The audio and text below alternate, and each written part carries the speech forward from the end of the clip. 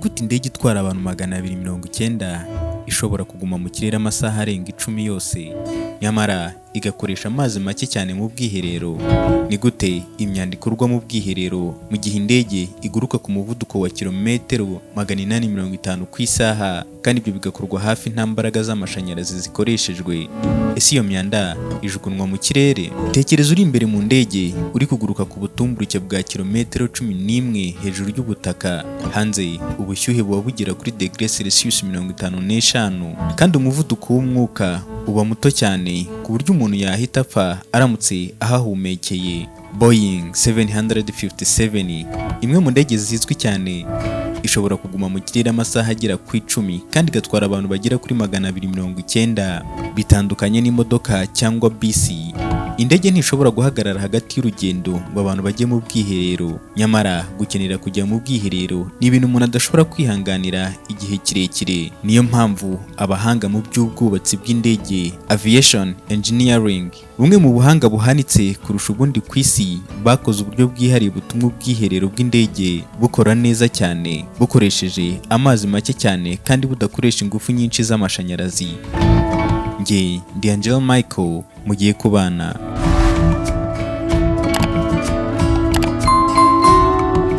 Mu rugo rusanzwe, igihe umuntu agiye mu bwiherero agakora kuri flash ngo amazi amanure umwanda, hakenerwa hafi litiro 6 z'amazi kugira ngo imyanda imanurwe. Kandi mu rugo habamo abantu bake ndetse benshi baba bari ku ishuri cyangwa ku kazi igihe kinini cy'umunsi. Ariko tekereza abantu 290 bose bari hamwe mu ndege amasaha 10 yose.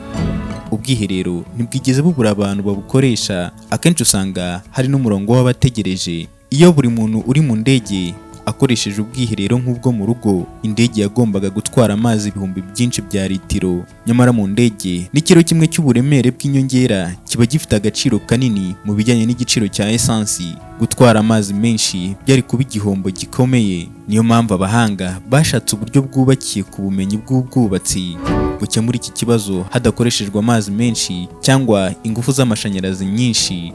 Mu myaka ya mbere y'indege zatwaraga abagenzi, cyane cyane igihe indege za moteri zabaga zifite amapropela zari ziganje, ubwiherero ntibwari bumeze neza nk'ubu.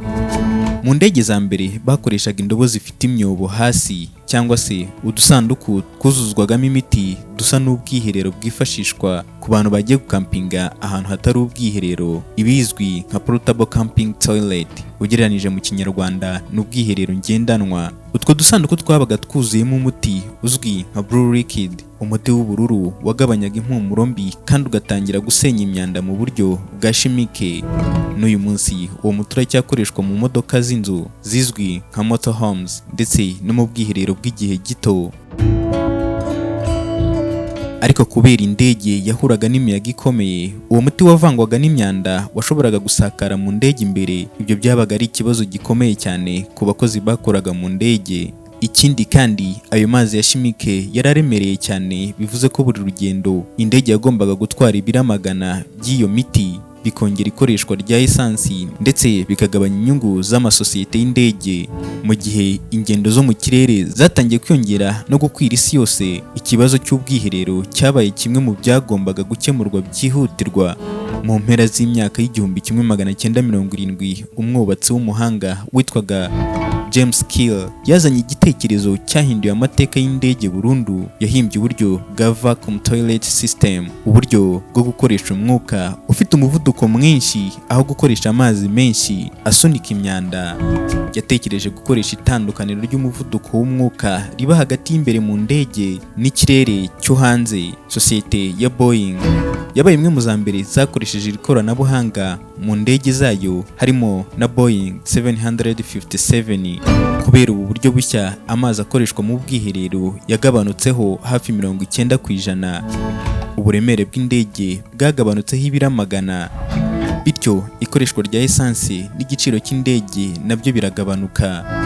Uyu munsi mu gihe ubwiherero bwo mu rugo bukenera litiro 6 z'amazi buri gihe ukoresheje flash, ubwiherero bwo mu ndege bushobora kwisukura bukoresheje hafi mililitiro 200 gusa, angana n'ikirahure kimwe cy'amazi. Niba warigeze gukoresha ubwiherero bwo mu ndege, ushobora kuba warumvisha urusaku rukomeye rumeze nk'urwa roketi cyangwa moteri ikurura umwuka igihe ukanze kuri buto yo guflashinga. Abantu benshi batekereza ko yari amazi menshi amanura imyanda, nyamara siko bimeze. Ahanini ubwiherero bwo mu ndege bukoresha ikoranabuhanga ryitwa vacuum toilet system, risunika imyanda rikoresheje umwuka ufite umuvuduko ukomeye, aho gukoresha amazi menshi nk'ubwiherero bwo mu rugo. Ariko se ni gute iri koranabuhanga rikora? Iyo ukanze kuri buto yo guflashinga, ntabwo amazi aba ari yatangira gukora, ahubwo ufunguye valve ifunze cyane iba iri munsi y'icyo cyicaro cy'ubwiherero.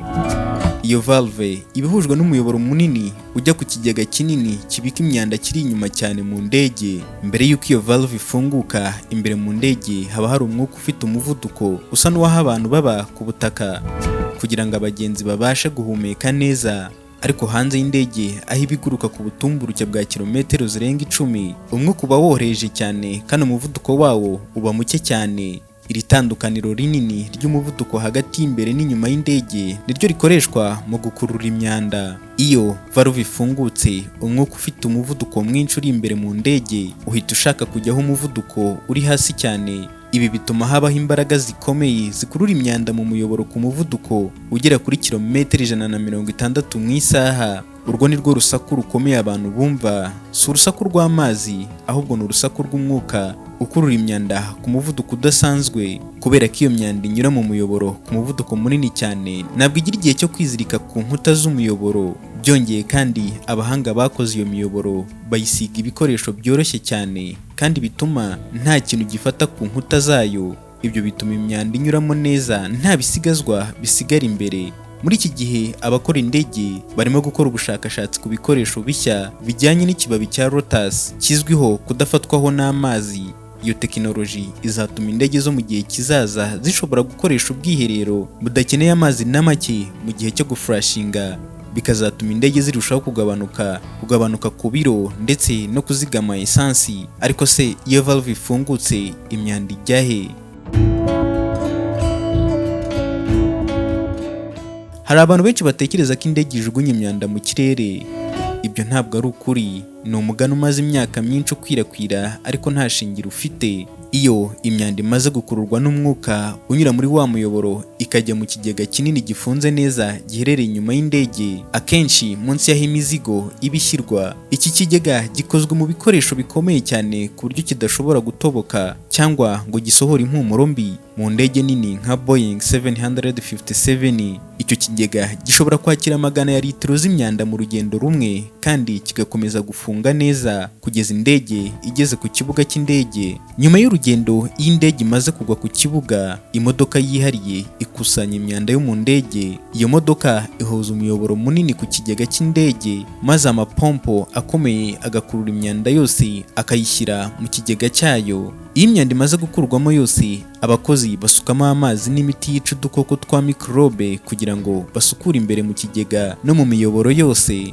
Nyuma yaho basukamo wa muti w'ubururu uzwi nka blue liquid, ugafasha kugabanya impumuro mbi no gutegura ubwiherero ku rugendo rukurikira. Ibi byose bigaragaza uburyo ubuhanga bw'ubwubatsi bw'indege bwatekereje ku bibazo byose bishobora kuvuka, bukabibonera ibisubizo bikora neza kandi bizigama amazi, ingufu ndetse n'igiciro cyo gukoresha indege. Reka dusoreze aha. Njye mwari kumwe, ndi Angelo Michael. Hasta la vista. Dusubire mu biganiro byacu bitaha.